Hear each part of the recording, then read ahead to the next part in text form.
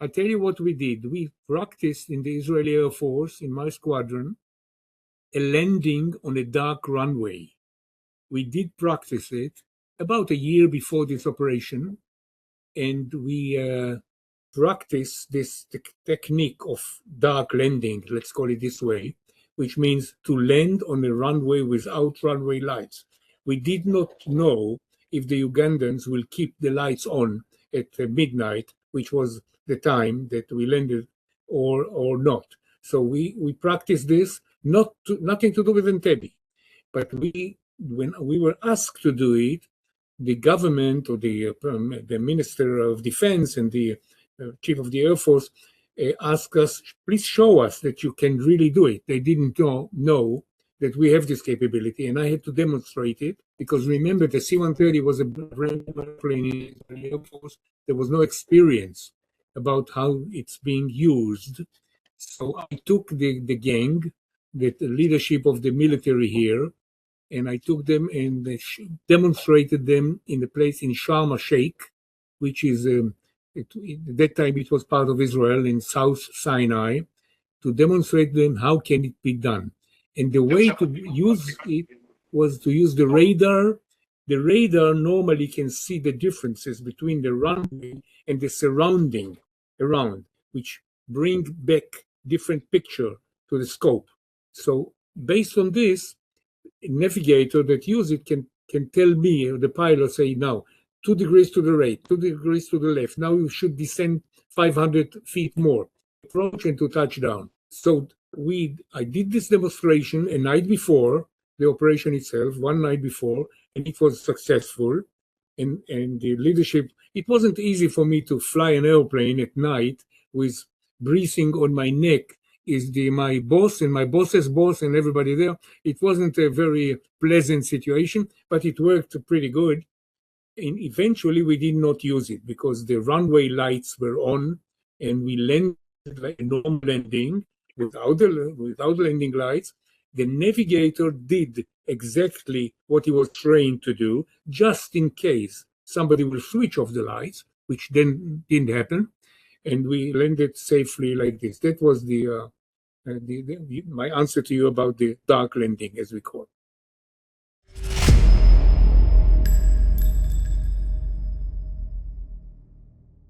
First of all, remember, it was a one-way trip. We did not have fuel to fly back to Israel. We did not. It was just one way. We needed to refuel the aircraft, either in Entebbe or in another place, which was not specified at that stage. So the first thing we did, we were very busy to find a way to connect to the fuel system of Entebbe airport and to start refueling the aircraft. So since I landed by myself, my crew immediately started to look at the way to refuel. But as you mentioned, it was not very pleasant because the shooting started very early at the stage, and it was tracers which can actually see the bullets around you. And even though I had my bullet-proof vest and 2 guns and the Uzi, you cannot fight against the fighter.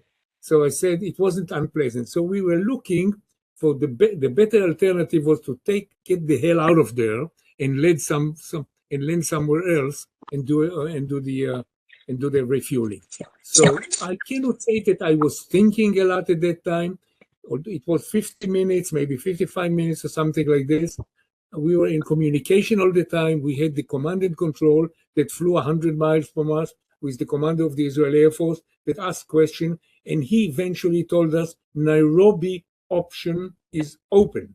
So you can land there and get some fuel there. We're very happy to collect everybody back, the hostages and the soldiers. We counted them 20 times not to leave anybody behind, and took off to the next point was Nairobi.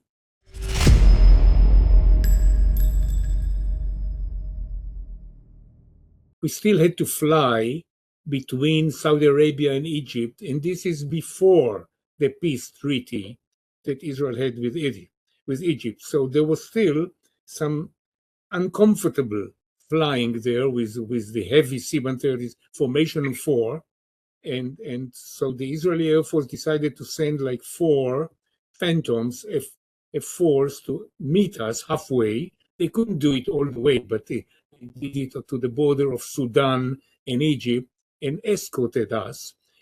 We did not violate any international water or international air, but still it was a war situation between Egypt and Israel. 8 hours to fly back home. And during these 8 hours, we were listening on the HF radio to the Israeli broadcasts. And Peres, the Minister of Defense at that time, later Prime Minister, and the President, started to admit that yes, the Israeli Special Forces are on the way back. So there was lots of excitement in the cockpits. I turned on the loudspeakers for the Sayeret Matkal, for the Special Forces, to listen, and you could see that the people that were interviewed and talked did not believe this is true. They thought it's kind of a BS story. How can it be? And so there was lots of excitement, but the most excitement for me was after I landed and the kids from the neighborhood waited next to my home with flowers in their hand and greeted me. And the top of it was when I got back home, and my father, who was a survivor from the Holocaust, I personally spent a year and a half in Bergen-Belsen in Germany, and people were gathering all together in my home. And I felt that he gained a few years of his life just by being part of this great moment. That was a good answer. What was the question?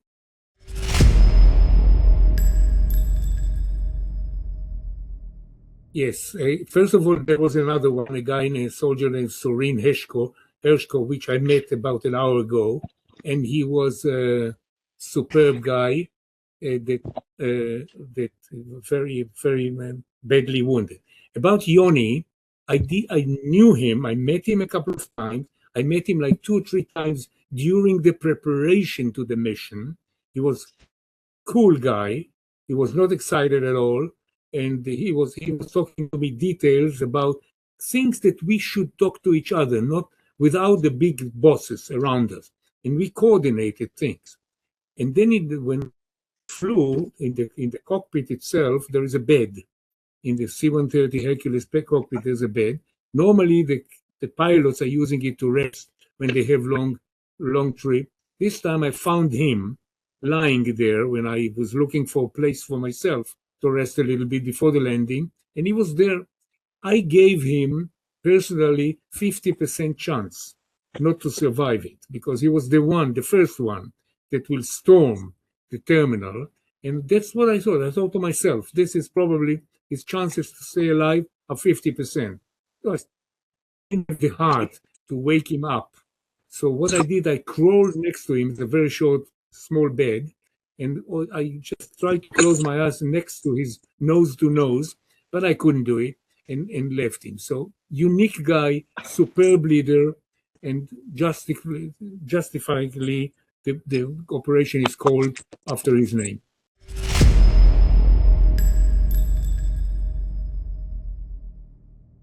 I want to relate to a remark made earlier about the time that we chose to land in Entebbe. I think you mentioned this subject. And when we looked for the time to land, we looked at the international flights to Entebbe, and we wanted to pick up a landing and a takeoff, which has like an hour difference between them, so to allow us to sneak in quietly between 2 international travels there. It was not so important the exact time, but it was important not to bump into a British Airways or Kenya Airways or whatever in the time. So we picked up the time. It was not so important exactly. But luckily, pure luck, I found out that I landed about 30 seconds either earlier or late from the time. I learned this from a CBS Evening News, a guy named Tom Fendon at that time, that interviewed me maybe a year later, maybe a few months later, and he asked me, how did you handle such a long flight to lend 30 seconds off time, which I didn't have a clue that that was the case. So he caught me unprepared, and my answer to him was, well, I guess God worked overtime that night.